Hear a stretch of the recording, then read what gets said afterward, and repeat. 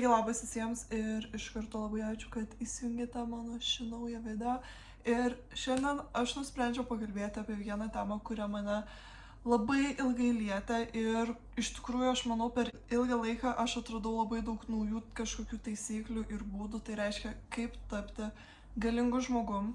Ir apie galią aš kalbu ne tik tai kaip apie galią, kad jūs galite daryti įtaką kitiems žmonėms, kad jūs neleidžiate, kad kiti jūs skaudintų, jumis manipuliuotų ar naudotųsi, bet taip pat, kad jūs turite galią kaip kūrėjas.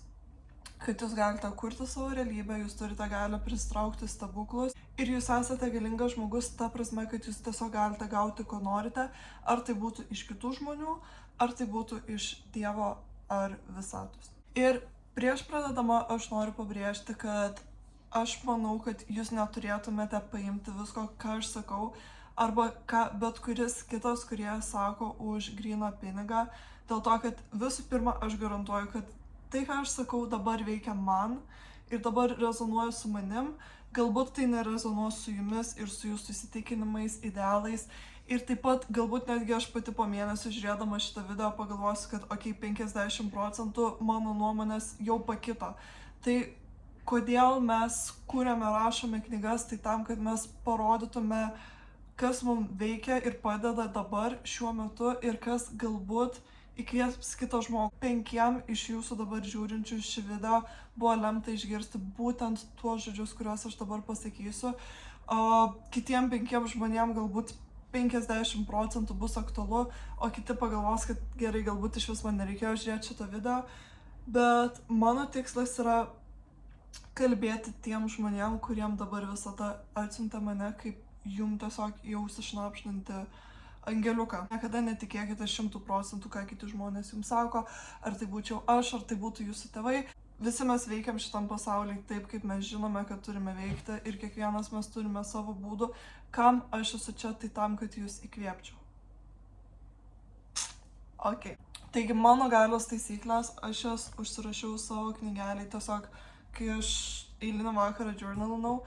Ir tada aš pagalvojau, kad nors tai yra labai asmeniškas dalykas, bet kad aš norėčiau jumis pasidalinti ir kad jos yra visai neblogai presentable šitai visuomeniai. Tai ką man reiškia būti galingu žmogum? Taigi visų pirma, jūsų reputacija yra jūsų svarbiausia valiuta.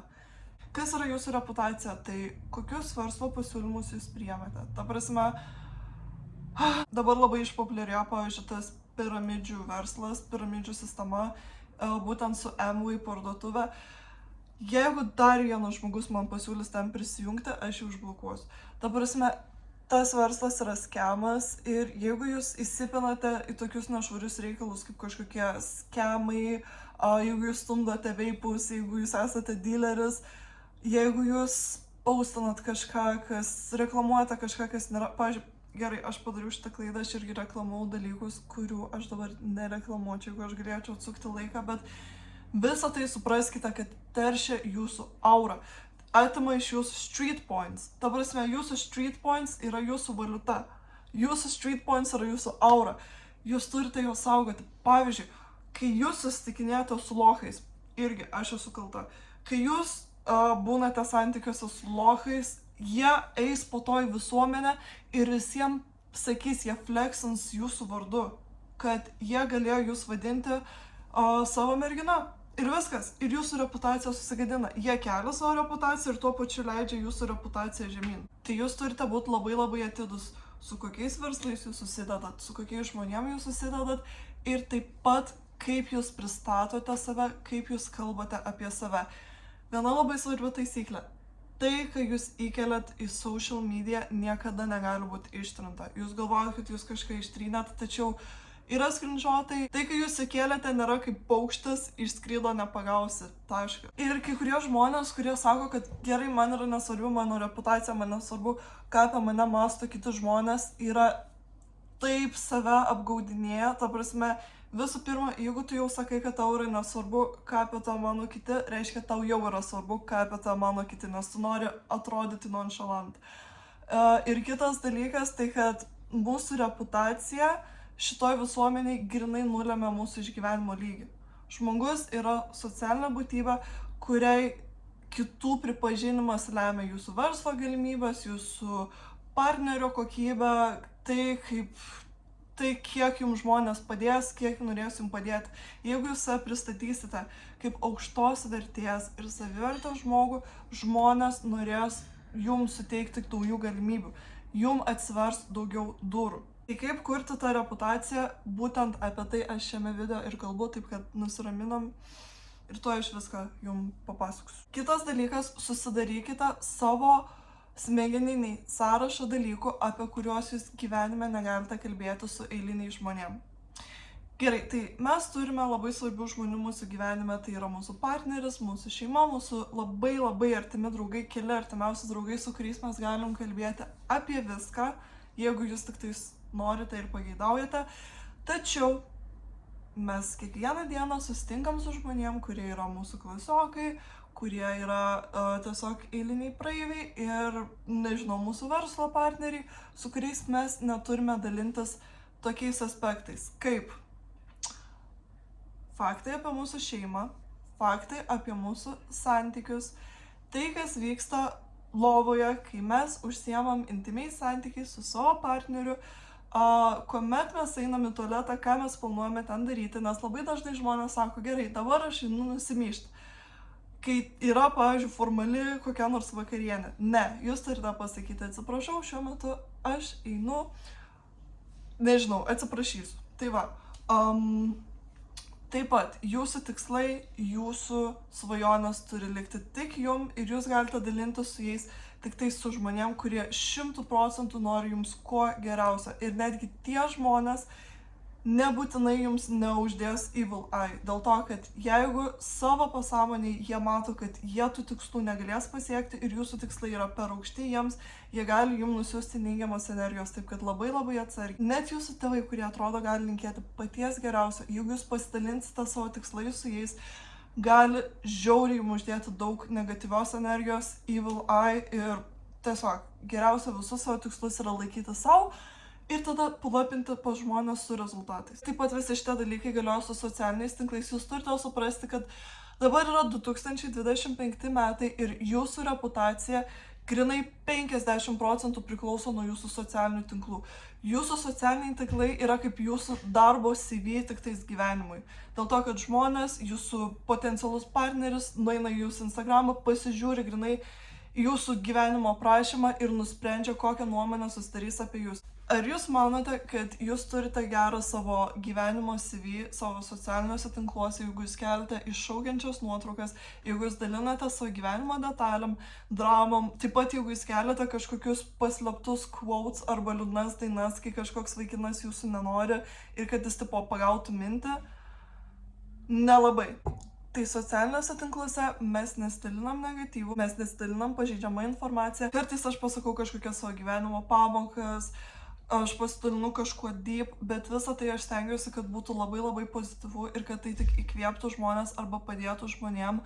Jeigu aš dalinuosi kažkuo negatyviu, aš dalinuosi to tam, kad parodyčiau savo progresą arba pasakyčiau, kokią pamoką iš to išmokau. Taigi prasivalykite savo socialinius tinklus, jūsų socialiniai tinklai reprezentuoja jūs ir tai yra labai svarbu. Kitas dalykas, čia yra toksai bonusas, ne visiems jis yra aktualus, bet tai yra mano tiesiog taisyklė, jūs turite followinti mažiau žmonių, negu jūs turite followerių. Dėl to, kad man didžiausias red flagas yra, kai žmogus followina 2000 žmonių ir turi kokius 500 followerių. Visų pirma, kodėl tu nori stebėti tiek daug žmonių? Kodėl tu nori stebėti tiek daug random energijų? Išsivalykite savo following list, darykite taip, kad tiesiog tie žmonės, kuriuos jūs followinate, arba būtų tikrai jums svarbus žmonės, jūsų draugai, arba kažkas, kas jūs įkvepia. Dar vienas dalykas, kuris jums padės užtikrinti galią, tai yra tai, kaip jūs kalbat. Tai jeigu socialiniai tinklai reprezentuoja jūsų aurą, taip pat street points priklauso nuo jūsų kalbėsenos. Jeigu jūs pastoviai naudojate keiksmažodžius, filler words, jeigu jūs visą laiką sakot, pavyzdžiui, tipo, žmonės neprims jūsų rimtai. Jūs turite kalbėti su pasitikėjimu, jūs turite ateiti ir pristatyti tai, ką jūs žinote, taip užtikrintai, kad žmonės netgi neklaustų, ar tai yra tiesa. Jeigu jūs nežinote, nesate įsitikinę arba neturite ką pasakyti, didžiausia jūsų galia yra, jeigu jūs tiesiog tylėsit. Galingiausias žmogus kambarį yra ne tas, kuris garsiausiai kalba, o tas, kuris tiesiog stebi kitus, skanuoja kambarį ir analizuoja kitus žmonės. Dėl to, kad taip jūs turėsite daugiausiai žinių ir daugiausiai galios. Taip pat aš žinau, kaip mes norime kalbėti apie kitus žmonės, psichologiškai tai yra normalu dėl to, kad mes norime taip analizuoti aplinką ir taip mes labiau suprantame, ką kiti galvoja apie aplinkinius ir mes aptariam kitus žmonės, bet pripraskite, kad tik labai žemos savivertės žmonės kalba pastoviai apie kitus žmonės. Pradėkite kalbėti apie idėjas, pradėkite kalbėti apie grožį, pradėkite kalbėti apie kažką, kas motyvuoja, bet ne apie kitus žmonės, ne apie tai, ką kiti žmonės daro. Aš esu labai tvirtai įsitikinus, kad tik tie žmonės, kurių niekas nesiklauso, kai jie kalba apie save, kalba apie kitus žmonės. Aš asmeniškai su tuo dabar dirbu dėl to, kad kai mes gyvenam tokioje aplinkoje, kai visi pastoviai gosipina ir turi ką kalbėti apie kitus ir dažniausiai netgi vienas dalykas yra kalbėti apie kitus, bet kitas dalykas yra stumti kitiem už nugarų. Tai daug kas stumia ir tai yra labai priimtina mūsų visuomeniai ir aš dabar labai stengiuosi pasikeisti, išmokti ir išsivalyti šitos energijos, nes tai yra tiesiog šiais laikais per daug priimta. Išmokite patylėti ir taip pat išmokite, kai jums kažkas užduoda klausimą, padaryti pauzę. Ta prasme, pats galingiausias dalykas yra, kai jūsų kas nors kažko paklausia ir jūs tiesiog sekundį nutylate ir pagalvojate apie savo atsakymą. Ką tas signalizuoja kitam žmogui, tai kad tai, ką jinai dabar atsakys, yra labai svarbu. Nes jinai sustojo, jinai apmąstė, jinai prafiltravo informaciją ir jinai man pasakys kažką labai vertingą. Mes esame pratę prie tokio greito informacijos srauto, ta prasme, vien tik kai mes skrolinam TikTok'e, mums viskas turi greitai keistis ir mums reikia labai daug emocijų, daug stimulacijos ir taip pat pokalbiuose. Ta prasme, šiais laikais man atrodo, kad mes jau nedalyvaujam pokalbiuose, mes tiesiog pertraukinėjom vienas kitą, laukiam, kada galėsim pakalbėti, pasidalinti apie save ir tada temos pasikeičia ir jau ta prasme, jau kinta kaip 5 tema, tu dar net nesugalvoji, ką tu pasakysi. Išmokite lėtai įkvėpti ir iškvėpti ir pasakyti, aš esu čia ir dabar ir aš įsiklausysiu į tą, ką kitas žmogus man sako ir ne tik lauksiu savo eilės kalbėti. Ir tuomet, kai man užduos kažkokį klausimą, aš iš tikrųjų pagalvosiu, ką aš noriu atsakyti, tam, kad aš tiesiog nesišvaistyčiau tuščiais žodžiais. Tai yra galia. Bet dar vienas labai svarbus dalykas. Nustokite kalbėti apie basic dalykus. Gyvenime yra begalybė basic žmonių, begalybė basic temų ir jūsų pašnekovas, aš garantuoju, kad iki to, kol jisai atėjo su jumis pakalbėti, jau savo gyvenime turėjo 10 basic pokalbių apie orus, apie tai, ką jis šiandien veikia, apie tai, kaip jis nenori eiti į mokyklą arba universitetą, kaip viskas yra blogai. Nustokite būti basic. Susikurkite kažkokią aurą apie save, susikurkite kažkokią paslaptį. Pradėkite kalbėti labiau apie abstraktesnes temas, pradėkite kalbėti apie kažkokias idėjas, sugalvokite, kas jūs tikrai domina ir kokį savo personažą jūs galite pristatyti kitiems žmonėms.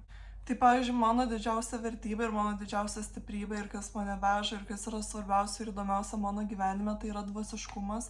Dėl to visi mano pašnekovai, visi mano draugai žino, kad aš esu tas žmogus, pas kurį jie gali ateiti tam, kad jie rastų kažkokių gilesnių įžvalgų, kurie rastų kažkokių netgi ženklų iš visatos. Kartais aš pasakau kažką žmogui, ką aš tiesiog jaučiuosi pašaukta pasakyti ir tas žmogus jaučiasi, kad jisai bendrauja ne su žmogum, o grynai su Dievu.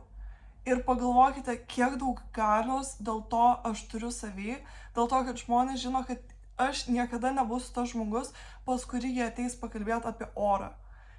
Grynai, jeigu jūs su manim kalbėsite apie temperatūrą, aš tiesiog užsičiaupsiu, žiūrėsiu jūs ir klausysiuos ir aš niekada nedalyvausiu tam pokalbį.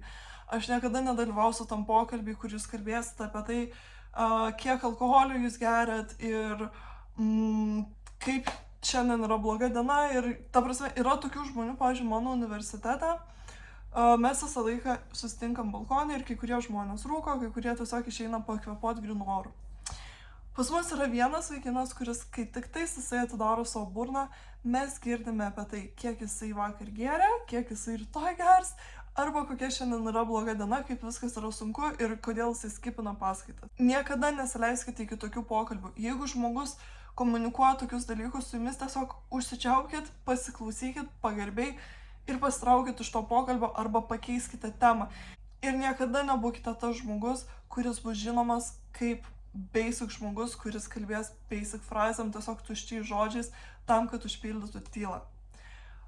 Pradėkite susidraugauti su tyla ir supraskite, kad geriau kartais yra patylėti, negu kalbėti va tokius dalykus. Kitas būdas tai yra susikurkite paslaptį apie save. Ir aš tai jau paminėjau, bet norėčiau dar labiau išplėsti šitą temą. Tai mes esame linkę dalytis viskuo, ką mes tik patiriame, ką mes jaučiame ir mes susitinkame žmogų pirmą kartą.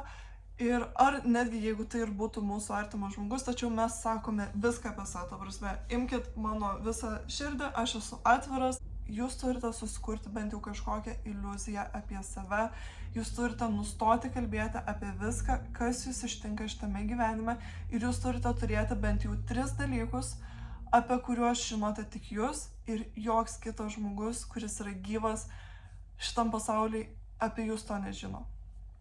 3 dalykai atrodo taip nedaug, tačiau kai kurie iš mūsų turime viską apie mus išklotą visam šitam pasauliu. Ir taip pat, ką reiškia susikurti tą paslaptį, iliuziją apie save, tai reiškia susikurti kažkokį savo alter ego arba veikėją.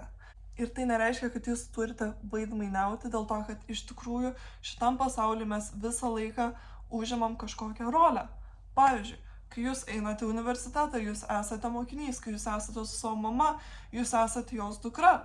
Tačiau dabar, kai jūs susikursite savo alter ego, jūs būsite ta galinga moteris, kuri yra tas alter ego. Tai jūs turite susikurti kažkokį personažą, kažkokį įdomų personažą. Dėl to, kad žmonių smegenys yra taip prisitaikiusios prie tų basic pilkų žmonių, kad tuomet, kai jūs turėsite savo alter ego ir kai jūs elgsitės grinai kaip kažkokio filmo arba knygos veikėjas, žmonės jūs pastebės, žmonės jūs prisimins ir žmonės norės būti aplink jūs. Kaip tas alter ego galėtų atrodyti? Tai prisiminkime visus knygų veikėjus, prisiminkime filmų pagrindinius veikėjus.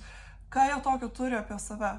Kiekvienas iš jūsų įkūnys skirtingą personažą, tačiau pagalvokite, ką įdomiausias žmogus pasaulyje ir labiausiai paslaptingiausias žmogus, kuris sužadina kitų fantazijas, tokio turi apie save. Taip pat, tuomet, kai jūs išmoksite leisti laiką su savimi, kai jūs turėsite kažkokių hobių, tikslų, kažkas, kas jūs veža ir tai neturi būti tik žmogus.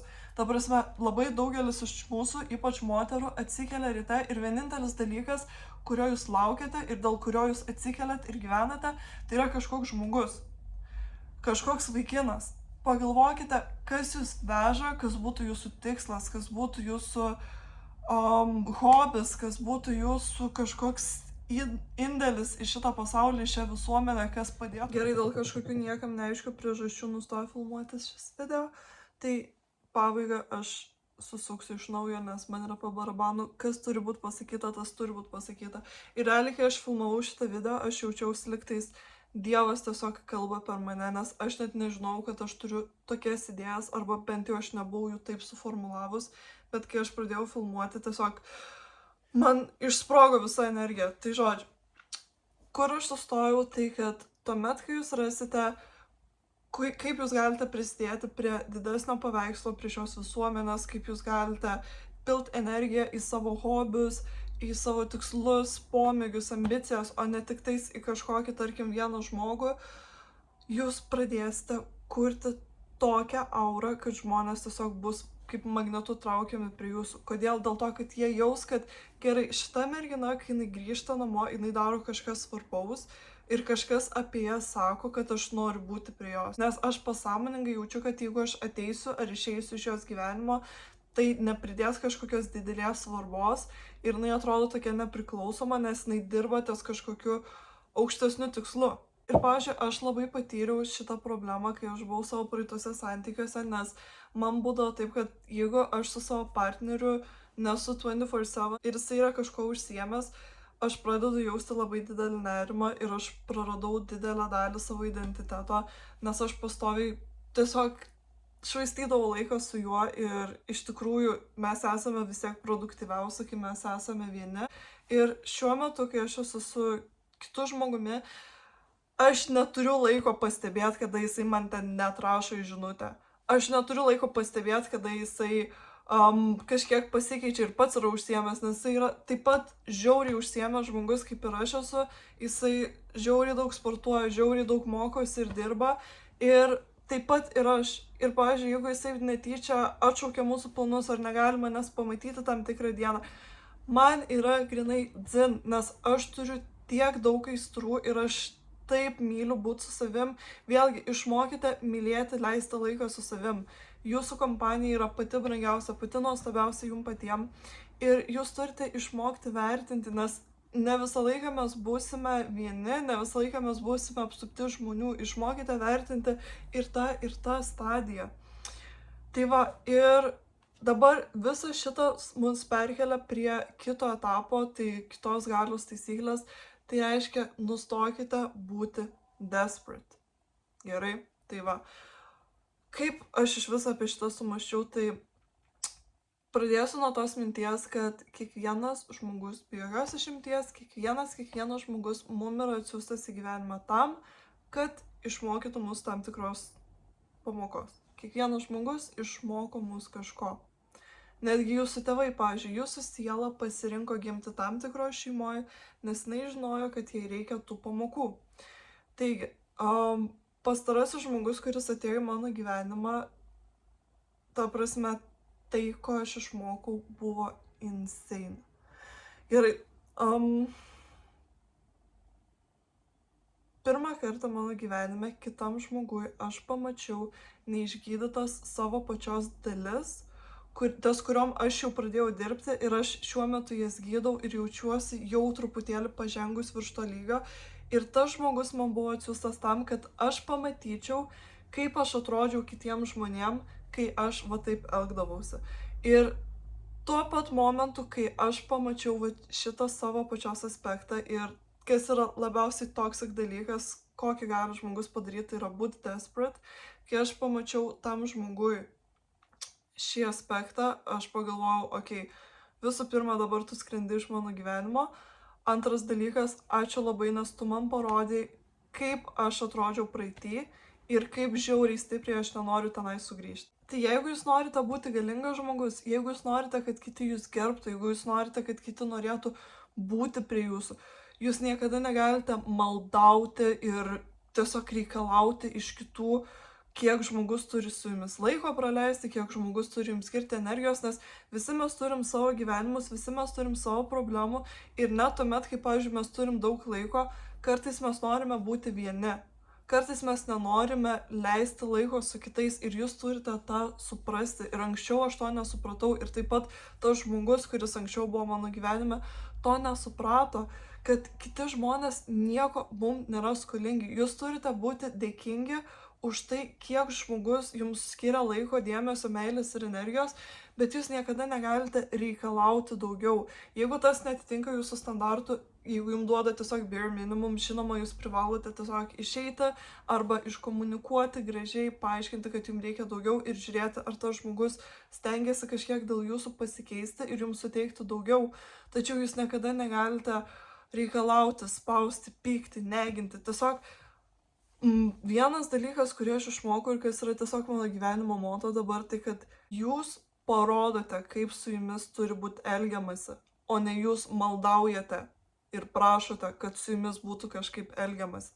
Tiesiog grinai savo aurą, savo pagarbą savo, jūs diktuojate kitiems žmonėms taisyklės, kaip su jumis privalo elgtis. Taigi, aš baigiau su savo filosofija, tai dabar aš noriu iš karto viską jums summarizinti ir perskaityti iš naujo visas savo užsirašytas taisyklės ir taip pat pridėti dar kelias, apie kurias aš dar nepakomentavau.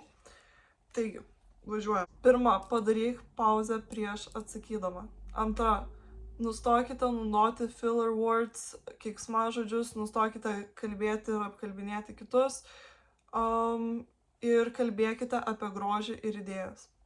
Trečia, nustokite kalbėti apie basic dalykus. Visi žmonės yra pavargę ir jau pripratę prie basic dalykų. Sukurkite kažkokią istoriją apie save. Ketvirtas, jeigu kažkas jūs negerbė, iš karto pasakykite užsičiaupk. Ta prasme, nelaukite, nenutilėkite, iš karto sakyk, tipo, geras bairis, bet pagarbiai su manim prašau bendrauk. Penktas, tai, kad tu paustini socialiniuose tinkluose, niekada negali būti ištrinta. Tavo kūno nuotraukos yra skirtos tik tau ir tavo partneriui. Ta prasme, dar vienas dalykas, tai kad aš kaip matau ir kaip suprantu, tai kad merginos paustina seksualinės nuotraukas į socialinius tinklus tam, kad tam tikras vienas bachūras pamatytų ir galbūt sureaguotų, bet jūs nepagalvojate, kiek žmonių iš tikrųjų mato, kiek tūkstančių ir šimtų pedofilų ir panašiai gali matyti tas nuotraukas. Tai tiesiog labai prašau, būkite atsargiai. Šeštas, visą laiką followinkit mažiau žmonių negu followina jūs. Septintas, sukurkite kažkokią fantaziją, paslaptį apie save, išlikite privatus ir pasilaikykite daugelį savo nuomonių ir faktų apie save savo. Aštuntas, jeigu žmonės kalba apie tai, reiškia, tu esi galingas. Devintas, tavo reputacija yra tavo svarbiausia valiuta. Tai, su kuo tu dirbi, su kuo tu susitikinėjai, su kuo tu leidai laiką, pasako viską apie tave. Dešimtas, jeigu tu nežinai atsakymo į kažkokį klausimą, pasakyk tiesiog, kol kas aš apie tai neturiu jokios informacijos, nes kol kas nepasidomėjau, bet nebandyk sukurti kažkokių istorijų. Ir 11, nebūk desperate. Taigi, ačiū labai, kad žiūrėjote šį video ir komentaruose pridėkite savo galios taisyklių, parašykite man, kas verčia jūs pasijausti galingesniais. Ir jo, aš linkiu jums labai gražios savaitės ir susitiksime jau greitai.